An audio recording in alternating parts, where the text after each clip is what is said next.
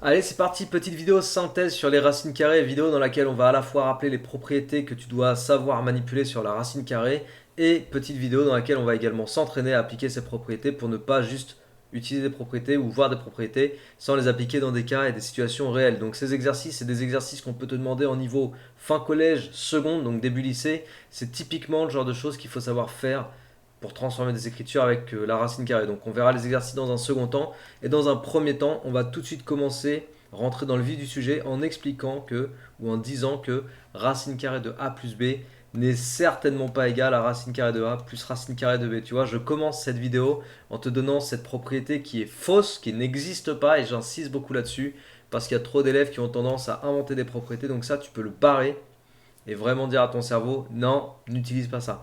Sinon, les vraies propriétés qui existent, c'est que racine carrée de a fois b, c'est égal à racine carrée de a fois racine carrée de b. Ça oui, ça il faut que tu saches faire, ça il faut que tu saches dire. Racine carrée de a sur b, c'est racine carrée de a sur racine carrée de b.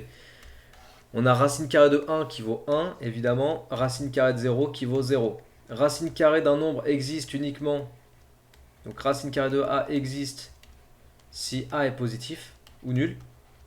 Et puis, on va rappeler également quelque chose. Alors, on va rappeler plusieurs choses encore. Déjà, c'est que racine de a, ça arrive que tu puisses avoir besoin d'utiliser une transformation de racine de a, racine carrée d'un nombre a qui est positif ou nul. Tu peux transformer la racine carrée en a puissance 1 demi. Bon, ça, c'est pas tous les exercices dans lesquels tu vas avoir besoin de ça, mais néanmoins, si tu peux le marquer quelque part et t'en souvenir, ça peut être pas mal parce que ça peut toujours servir.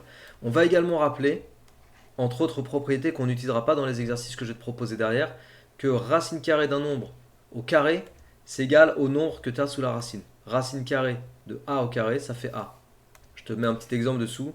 Racine carrée de 5 au carré, eh bien ça fait 5. D'accord? Racine carrée de a fois a.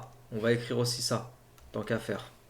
Parce que ça provient d'une même chose. En fait, racine carrée de a, pardon, pas racine carrée de a fois a, racine carrée de a fois racine carrée de a. Mais ça, en fait, racine carrée de a fois racine carrée de a, vu que tu multiplies un nombre par lui-même deux fois, il est à la puissance 2. Au passage, je t'invite à aller voir la petite vidéo synthèse que j'ai fait sur les puissances. Je vais essayer de te mettre le lien au-dessus de ma tête, parce que dans ces vidéos-là, tu as vraiment les choses les plus importantes à maîtriser sur des thèmes, notamment sur les puissances, tu vois. De dire que racine de a fois racine de a, c'est racine de a au carré, faut que ce soit un automatisme. Il n'y a pas de difficulté là-dedans. Et racine carrée de a au carré, bah, d'après ce que je t'ai écrit ici, ça fait a.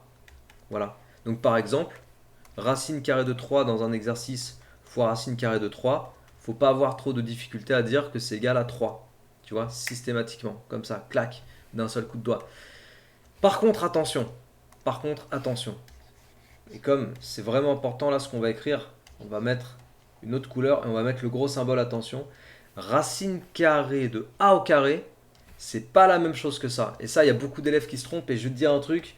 Ce que je vais t'écrire ici, c'est quelque chose que je dois très souvent rappeler aux élèves que j'accompagne en terminale, en physique-chimie terminale. Voilà, les élèves que j'accompagne souvent ne se rappellent pas de cette petite propriété, cette subtilité, et ça peut créer des gros problèmes dans certains exercices de physique-chimie. Donc fais attention, on peut juste le mettre entre parenthèses, voilà, t'as pas besoin de le savoir tout de suite si t'es pas forcément concerné, mais sache qu'il faut faire gaffe. Si tu veux savoir ce que c'est que la valeur absolue, c'est la fonction qui te permet de récupérer le nombre sans son signe. Genre valeur absolue de moins 5, ça fait 5.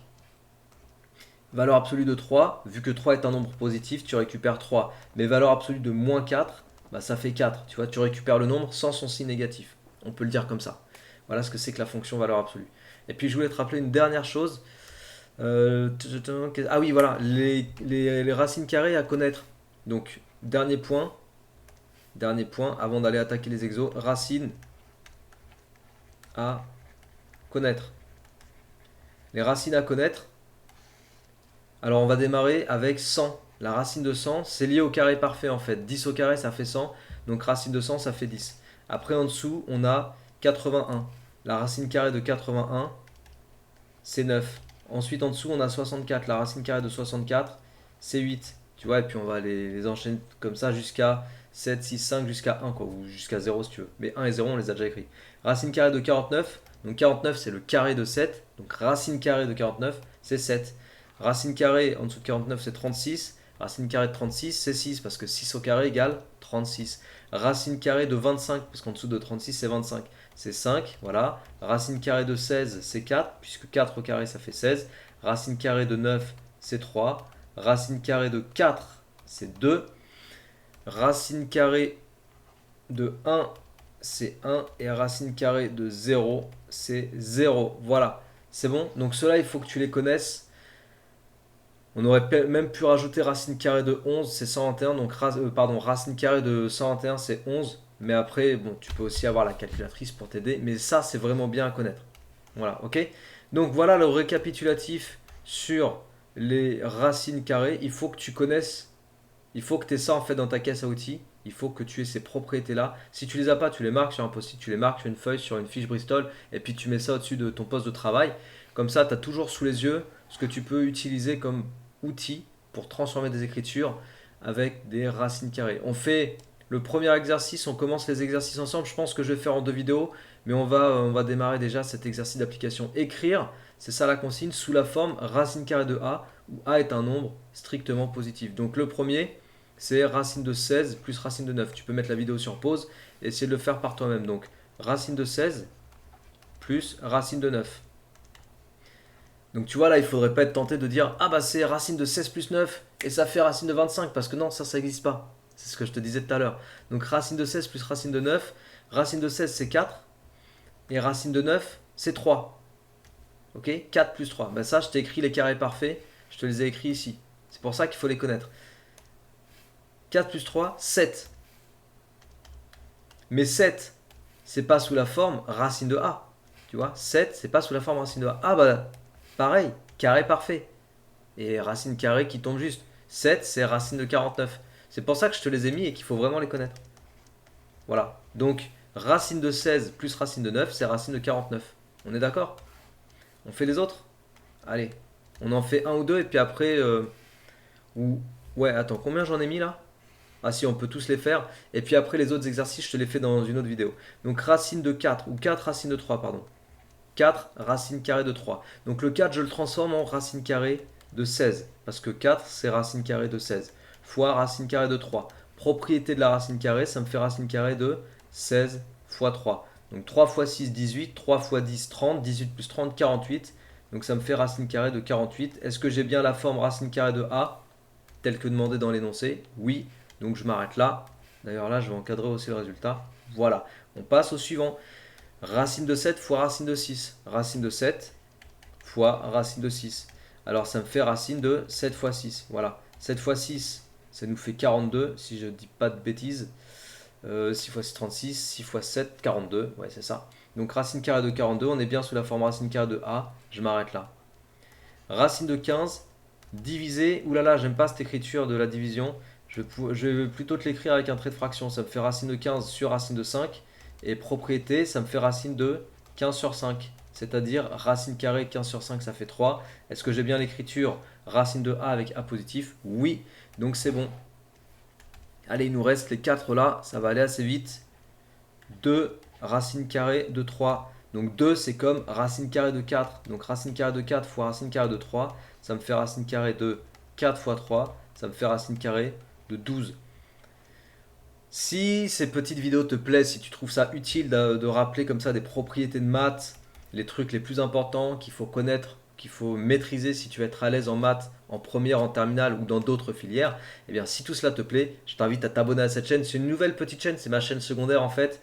Au moment où je tourne cette vidéo, on est vraiment sur le démarrage de cette deuxième chaîne. Donc voilà, je t'invite à t'abonner, à partager des vidéos autour de toi, parce que c'est comme ça qu'on fait grandir les choses sur YouTube.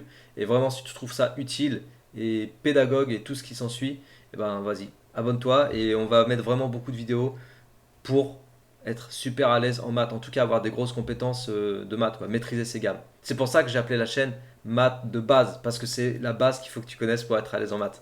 3 racines carrées de 2, ça me fait racine carrée de 9 fois racine carrée de 2. Et je pense que cette chaîne, franchement, elle peut être super utile pour beaucoup de personnes, et pas que les lycéens, pas que les collégiens. Même pour les parents qui accompagnent leurs enfants en classe, etc., enfin qui aident leurs enfants dans les devoirs. C'est vraiment une chaîne, je pense, d'utilité publique.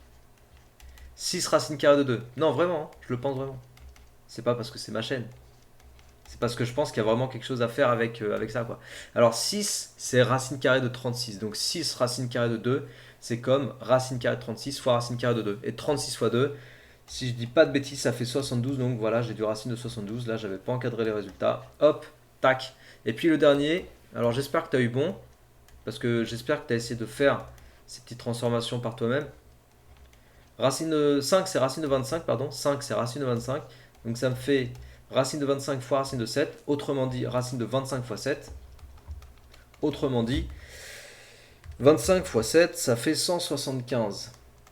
Donc racine carrée de 175 et j'ai ça sous une racine carrée. Alors, l'exercice est terminé. On va pouvoir passer au suivant. Et le suivant, je vais le faire dans une autre vidéo. Donc voilà, si tu veux voir la suite, eh ben, je te donne rendez-vous dans la prochaine vidéo. A tout de suite.